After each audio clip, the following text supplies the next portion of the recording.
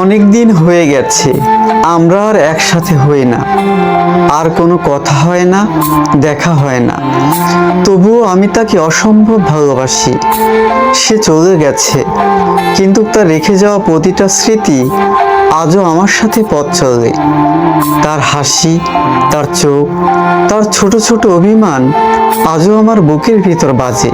আমি অনেকবার চেষ্টা করেছি, নিজেকে বুঝিয়েছি সে ছিল, এখন নেই। ভুলে যেতে চেয়েছি হাজারবার, নিজেকে বুঝিয়েছি সময়ের স্রোতে সব মুছে যায়।